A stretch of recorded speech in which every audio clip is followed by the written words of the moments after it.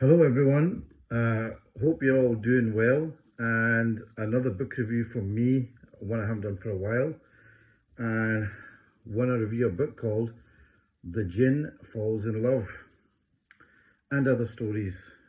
So, this is a collection of short stories edited by Mahvesh, Murad, and Shurin, and includes stories by writers really from all over the world, such as Nedi Okarofor, Neil Gaiman, which everybody knows from The American Gods. In fact, what's been included here is actually a story from American Gods.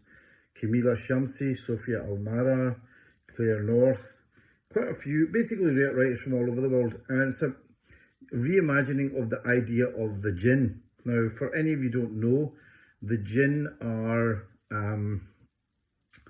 supernatural beings from basically Islamic theology, and the idea is that there are three main creatures in the world.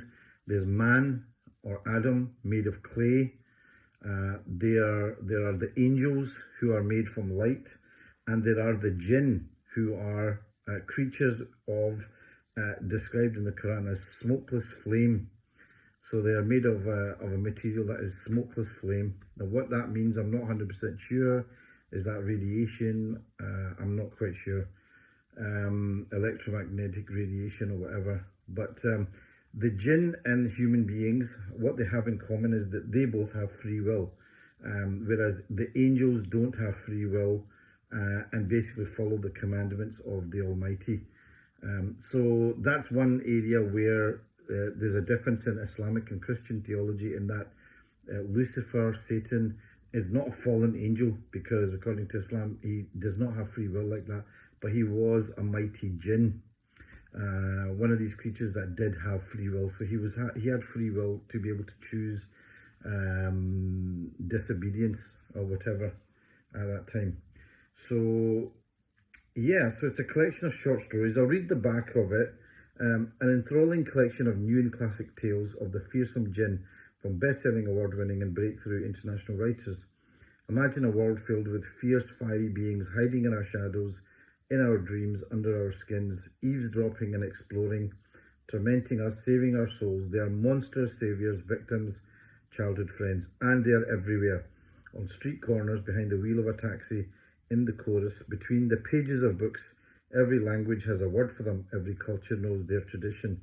Every religion, every history has them hiding in their dark places. There is no part of the world that does not know them. They are the Jinn. So that's the back of the book. So yeah, what can I say?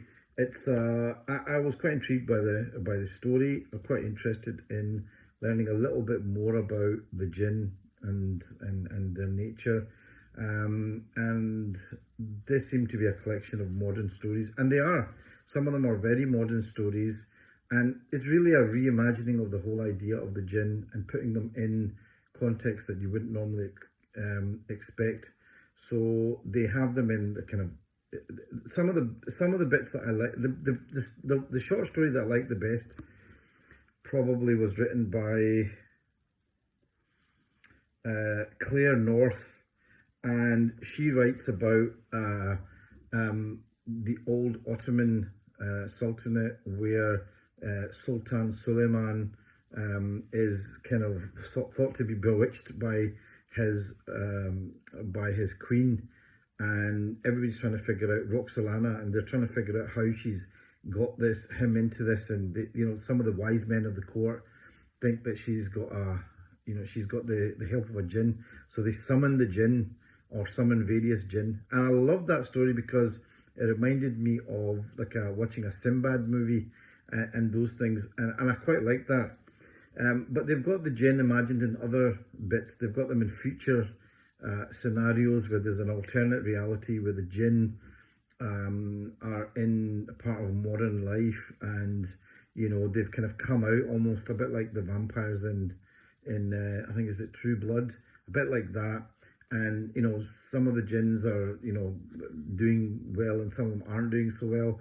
And then there's other bits where the Jinn are a bit more traditional, and people have met them, and they are they do grant these kind of wishes which everybody sort of associates the Djinn with for granting wishes, but that's the kind of nice idea of the genie. But the Djinn are a kind of characters that are supposed to be all around. And like I said, for most Muslims, they're actually a part of their belief that there are such things as Djinn around, and they're all over the place. And I was quite interested to recently hear about Tucker Carlson talking about UFOs. And there seems to be suddenly this interest in the idea that UFOs are not extraterrestrial, but they're actually from within the earth, from the earth. And some people have said that maybe these are some kind of manifestation of Djinn.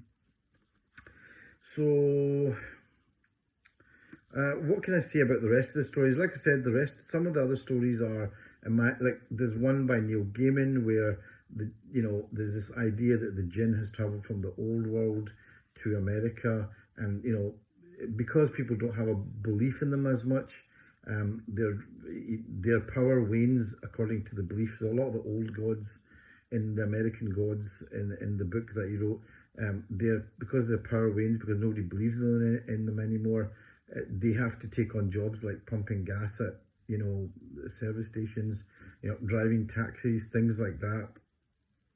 And there is one about where a guy meets one of the Djinn.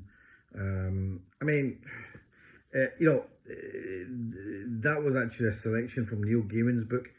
With the other books, with the other stories, some of them were kind of interesting. Some of them, I must admit, I had a hard time kind of getting through them. And, I hate being a critic, because, the amount of energy that it goes to producing any kind of book and putting out there is quite a lot. But I must admit, I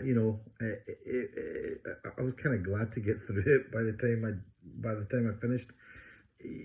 Some of the books, some of the stories, I just kind of got bored of them, to be honest with you. And it was almost like there's something magical about Djinn, and when you sort of, in some of the short stories, where you turn them into just ordinary characters that are in a short story, something got taken away from the attraction that you have about them. So it was almost, it kind of got slightly boring, really, to be honest with you. So I must admit, I wasn't that enthralled with this collection of short stories. Like I said, some of them, it was a bit hit and miss.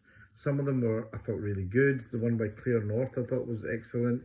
There was an interesting one by Camila Shumsey, but it was a bit short as a short story. And some of them I just couldn't wait to just get through. There was one that was quite good, where one of the Djinns, the kind of mischievous nature of the Djinn comes out, where, there is this whole point about the Djinns. If you do ask for a wish from the Djinns, there is a kind of cautionary element to it, that you should be careful what you wish for. So there is one of the short stories where that comes up, and a guy's gone through different lives, and his relatives don't understand why he is the way he is, but then you realise that it's because he's going through different lives, and the Djinn knows this as well. The Djinn falls in love. You can probably tell I'm not that enthusiastic about this. Like I said, there were a couple, I thought I was, it was going to be really interesting. There was a few of the short stories that I enjoyed, and like I said, reminded me of watching an old Sinbad movie, and I really liked that. But taking some of the Djinn out of their normal, just making them ordinary characters, I didn't really particularly take to that too much. So maybe that's why I didn't enjoy it as much as I should have. Anyway, The Djinn Falls in Love is a collection of short stories involving different reimaginings of Djinn, and they're not Eastern or Arabian, although some of the short stories did take that theme and put them into the future. Some of them are, the Djinns are walking around, Canada and things like that, and they're very much part of the Western fabric. So the Djinns are treated very much as a kind of just a part of life for everybody. And there was one good short story about one of the Djinns who's, you know, actually controlled by an American pop star, and she's picked up, she's become like a kind of Beyonce figure, but it's because she's got the use of one of these Djinns, which I thought was an interesting idea. The Djinn Falls in Love, a collection of short stories edited by Mahvesh, Murad and Jared Shurin. Maybe this is one of those books that I'll read again in the future and think, yeah, that was really good. So I hope I haven't been really unfair. I didn't take to it too much, but you know, I'm sure a lot of people might read this and think, oh, they absolutely loved it. So if you're interested in that, you might be one you want to go for. Okay, until the next time, take care. Bye.